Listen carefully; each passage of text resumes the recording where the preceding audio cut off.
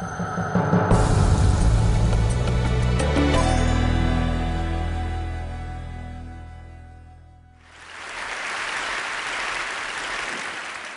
a few years ago, I did something really brave, or some would say, really stupid.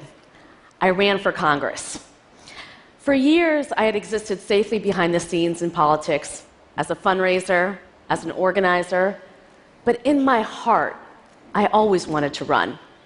The sitting congresswoman had been in my district since 1992. She had never lost a race, and no one had really even run against her in a Democratic primary. But in my mind, this was my way to make a difference, to disrupt the status quo. The polls, however, told a very different story. My pollsters told me that I was crazy to run, that there was no way that I could win. But I ran anyway. And in 2012, I became an upstart in a New York City congressional race. I swore I was going to win. I had the endorsement from the New York Daily News, the Wall Street Journal snapped pictures of me on Election Day, and CNBC called it one of the hottest races in the country. I raised money from everyone I knew, including Indian aunties that were just so happy an Indian girl was running. But on Election Day, the polls were right, and I only got 19% of the vote. And the same papers that said I was a rising political star now said I wasted $1.3 million on 6,321 votes. Don't do the math. It was humiliating. Now, before you get the wrong idea, this is not a talk about the importance of failure, nor is it about leaning in. I tell you the story of how I ran for Congress because I was 33 years old, and it was the first time in my entire life that I had done something that was truly brave, where I didn't worry about being perfect. And I'm not alone. So many women I talk to tell me that they gravitate towards careers and professions that they know they're going to be great in, that they know they're going to be perfect in. And it's no wonder why. Most girls are taught to avoid risk and failure. They're taught to smile pretty, play it safe, get all A's. Boys, on the other hand, are taught to play rough, swing high, crawl to the top of the monkey bars, and then just jump off head first.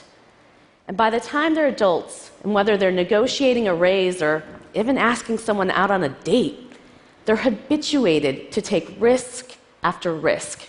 They're rewarded for it. It's often said in Silicon Valley, no one even takes you seriously unless you've had 2 failed startups. In other words, we're raising our girls to be perfect, and we're raising our boys to be brave. Some people worry about our federal deficit, but I worry about our bravery deficit. Our economy, our society, we're just losing out because we're not raising our girls to be brave. The bravery deficit is why women are underrepresented in STEM, in C-suites, in boardrooms, in Congress, and pretty much everywhere you look. In the 1980s, psychologist Carol Dweck looked at how bright 5th graders handled an assignment that was too difficult for them. She found that bright girls were quick to give up. The higher the IQ, the more likely they were to give up. Bright boys, on the other hand, found the difficult material to be a challenge. They found it energizing. They were more likely to redouble their efforts. What's going on? Well, at the 5th grade level, girls routinely outperform boys in every subject, including math and science. So it's not a question of ability. The difference is in how boys and girls approach a challenge. And it doesn't just end in 5th grade. An HP report found that men will apply for a job if they meet only 60% of the qualifications. But women? Women will apply only if they meet 100% of the qualifications. 100%. This study is usually invoked as evidence that, well, women need a little more confidence. But I think it's evidence that women have been socialized to aspire to perfection, and they're overly cautious. And even when we're ambitious, even when we're leaning in, that socialization of perfection has caused us to take less risks in our careers. And so those 600,000 jobs that are open right now in computing and tech, women are being left behind. And it means our economy is being left behind on all the innovation and problems women would solve if they were socialized to be brave instead of socialized to be perfect. So in 2012, I started a company to teach girls to code. And what I found is that by teaching them to code, I had socialized them to be brave. Coding, it's an endless process of trial and error, of trying to get the right command in the right place, with sometimes just a semicolon making the difference between success and failure. Code breaks, and then it falls apart, and it often takes many, many tries till that magical moment when what you're trying to build comes to life. It requires perseverance. It requires imperfection. We immediately see in our program our girls' fear of not getting it right, of not being perfect. Every Girls Who Code teacher tells me the same story. During the first week, when the girls are learning how to code, a student will call her over and she'll say, "I don't know what code to write." The teacher will look at her screen and she'll see a blank text editor. If she didn't know any better, she'll think that her student spent the past 20 minutes just staring at the screen. But if she presses undo a few times, she'll see that her student wrote code and then deleted it. She tried, she came close, but she didn't get it exactly right. Instead of showing the progress that she made, she rather showed nothing at all. Perfection or bust. It turns out that our girls are really good at coding, but it's not enough just to teach them to code. My friend Lev Bree, who's a professor at the University of Columbia and teaches Intro to Java, tells me about his office hours with computer science students. When the guys are struggling with an assignment, they'll come in and they'll say, "Professor, there's something wrong with my code." The girls will come in and say, "Professor, there's something wrong with me." We have to begin to undo the socialization of perfection, but we gotta combine it with building a sisterhood that lets girls know that they are not alone. Because trying harder is not gonna fix a broken system. I can't tell you how many women tell me, "I'm afraid to raise my hand. I'm afraid to ask a question because I don't want to be the only one who doesn't understand, the only one who's struggling."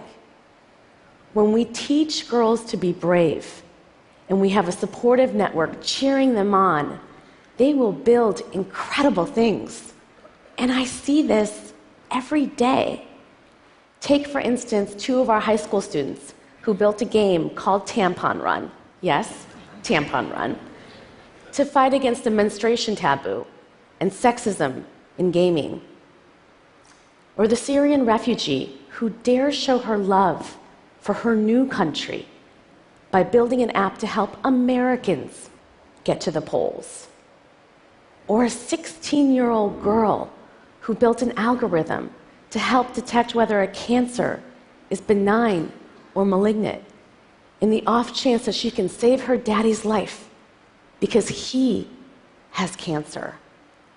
These are just 3 examples of thousands of girls who've been socialized to be imperfect, who've learned to keep trying, who've learned perseverance.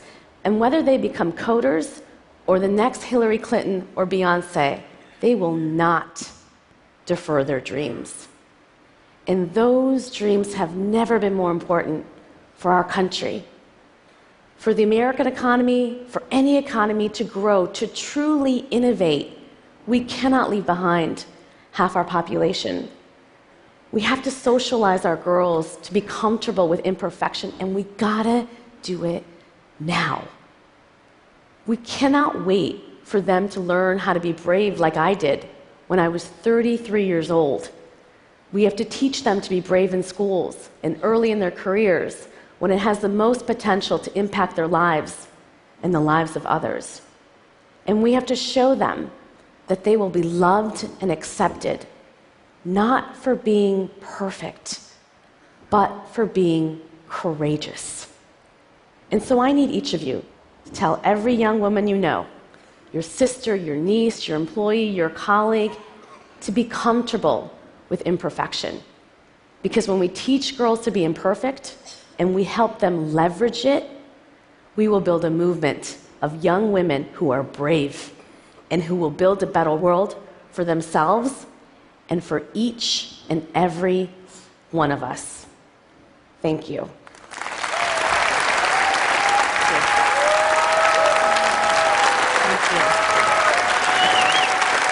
Thank you. Rashmi, thank you. It's such a powerful vision you have. You have a vision. Tell me how it's going. Like, how many girls are involved now in your program? Yeah. So in 2012, we taught 20 girls. This year, we'll teach 40,000 in all 50 states. And that number is really powerful because last year, we only graduated 7,500 women in computer science. Like, the problem is so bad that we can make that type of change quickly. And you're working with some of the companies in this room even, right, who are welcoming graduates from your program? Yeah, we have about 80 partners from Twitter to Facebook to Adobe to IBM to Microsoft to Pixar to Disney. I mean, every single company out there. And if you're not signed up, I'm going to find you.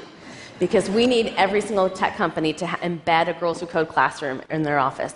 And you have some stories back from some of those companies that when you mix in more gender balance in their engineering teams, that good things happen? Great things happen. I mean, I think that it's crazy to me to think about the fact that, right now 85% of all consumer purchases are made by women. I mean, women use social media at a rate of 600% more than men. We own the internet.